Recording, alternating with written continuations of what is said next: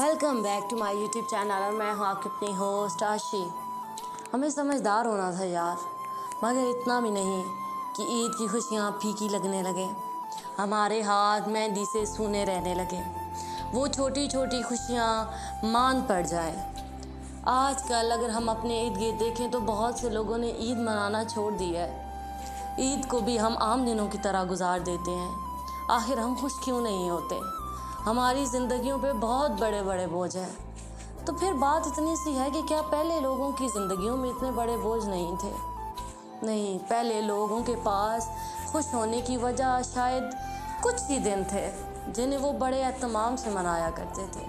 मुझे आज भी याद है वो बचपन की ईद, जब हम छोटे होते बहुत डिस्परेट हुआ करते थे, अपने कपड़ों को लेकर, अपने जूतों को लेकर, अपने हाथों में मेहंदी लगवाने के लिए। मुझे याद है कि हम लोग कितनी कितनी देर इंतज़ार किया करते थे कि मेहंदी वाली बाजी फ्री होगी तो हम मेहंदी लगाएंगे, और वो भी पूरे बाजू पर।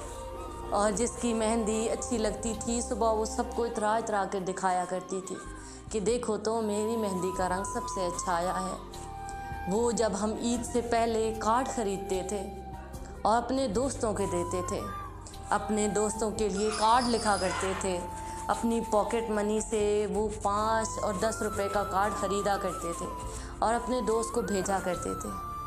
फिर ऐसा क्या हो गया? फिर मोबाइल फ़ोन आ गया, उसने हमें समझदार कर दिया। हम लोग बहुत सोफिस्टिकेटेड हो गए। हम लोगों ने फिर इस मोबाइल के मुताबिक ज़िंदगी गुजारना शुरू कर दिया। हम लोग सुबह उठने लगे, मोबाइल पर एक छोटा सा ईद मुबारक का स्टिकर भेजने लगे, और यूँ हमारी ईदें सिमट कर उन बड़ी बड़ी खुशियों से छोटी छोटी खुशियों पर आ गए। इस मोबाइल ने हमें बस इस चीज़ का नाम ईद करार दे दिया कि उठो, तैयार हो और चंद रील्स बनाओ और फिर से बिस्तर में सो जाओ। वो खुशियाँ कहाँ गईं? वो खुशियाँ आज भी मौजूद हैं, वो खुशियाँ आज भी हमारे इर्द गिर्द हैं, बस हम उन्हें महसूस नहीं कर पा रहे, बस हम उन्हें जीना भूल चुके हैं। इसीलिए तुम्हारी ज़िंदगी में हज़ार गम हैं, हम जानते हैं, लेकिन मेरे दोस्त, इस दुनिया में ऐसा तो कोई भी नहीं है जिसकी दुनिया में गम ना हो। बज़ाहिर जो इंसान तुम्हें बहुत खुश लग रहा है, हो सकता है वो अपनी ज़िंदगी में कई इम्तिहानों से जूझ रहा हो। तो बस तुम्हें खुद को समझाने की ज़रूरत है। हर उदास दिन उदास रहने के लायक नहीं होता। सारा साल टेंशन्स लेते हो, सारा साल परेशान होते हो, तो क्या इन 2 दिनों 3 दिनों में भी परेशान होना है? एक पल को अपनी सारी मुश्किलें, अपनी परेशानियां भूल कर तुम क्यों नहीं ईद मनाते? तुम क्यों नहीं आगे बढ़ जाते?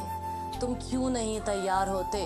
अपने हाथों पर मन ना होने के बावजूद भी मेहंदी लगाओ, अपने हाथों को सजाओ, खुद को सजाओ, खुद को बताओ कि तुम्हें वही ईद मनानी है। इस मोबाइल की जान छोड़ दो आज के दिन, अपने दोस्तों के साथ घूमने निकल जाओ। तुम्हें लग रहा है कि बाहर बहुत गर्मी है, लेकिन देखो तो तुम कौन सा सारा साल अपने रिश्तेदारों से मिलने जाते हो। आज थोड़ा सा वक्त निकालो, अपने हमसायों से, अपने रिश्तेदारों से, अपने प्यारों से मिलने निकल जाओ। ईद मुबारक कह कर आओ। उस नानी के घर, जिस नानी के घर बचपन में भागते हुए जाते थे, उस नानी के घर में जाओ, अपने बचपन को इमेजिन करो और उस बच्चे को देखकर मुस्कुराओ। जीने की वजह आज भी तुम्हारे इर्द गिर्द है, मगर तुम देख नहीं पा रहे। ईदें मनाओ, ईदें मनाने के लिए होती हैं, शौक़ के लिए सारा साल है।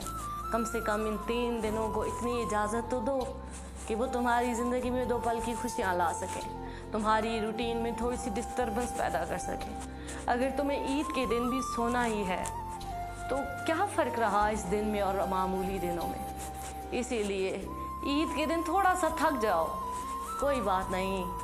ईद पे थोड़ा सा थक जाना मैटर नहीं करता, लेकिन थोड़ा सा खुश हो जाना मैटर ज़रूर करता है। कोई कहने वाला नहीं है कि फ़ोटो भेजो, कोई कहने वाला नहीं है कि तैयार हो जाओ, तो खुद फ़ोटो बनाओ, अपने फ़ोटो को देखकर खुद ही मुस्कुराओ।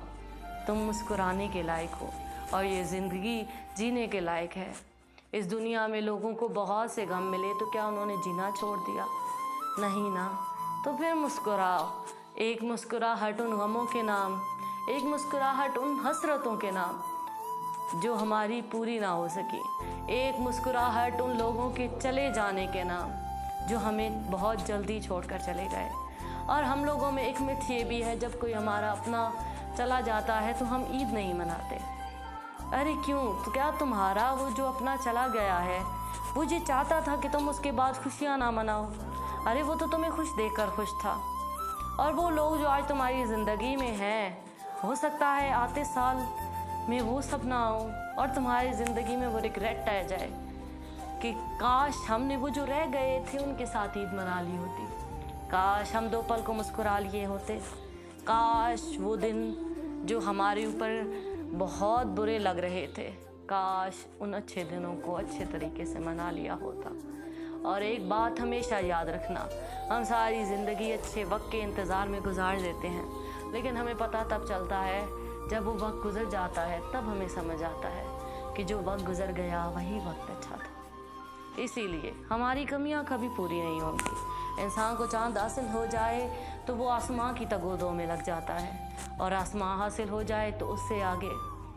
तो बस खुद को इतना डिग्रेड मत करो कि तुम्हें तुम्हारी खुशियाँ फीकी लगने लगे। ईद है, ईद पे मुस्कुराओ, सजो, सवरो और कहकाओ।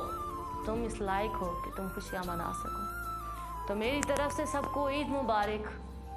कल मेरे मिलेंगे किसी और वीडियो के साथ, कुछ बातों के साथ, कुछ कहानियों, कुछ गज़लों के साथ। ये दुनिया बहुत बड़ी है, यहाँ आवाज़ें खो जाती हैं। हो सकता है आप ये आवाज़ दोबारा ना सुन सकें, और कभी ये आवाज़ दोबारा सुनने का मन करे तो इस चैनल पर ज़रूर आइएगा। यहाँ कोई है जो आपका अपना है, जो आपसे अपने दिल की बात करता है। कभी दिल भारी हो तो इस अपने से अपने दिल की बात कर लीजिए, और हो सकता है आपके दिल की बात मेरे दिल तक पहुँच जाए। तो चलिए, इसी के साथ मैं आपसे इजाज़त चाहूँगी। हमारे साथ जुड़े रहिए, हमारे चैनल दिल की बातें दिल से दिल तक के साथ। वीडियो अच्छी लगी हो तो सब्सक्राइब करके ज़रूर जाइएगा।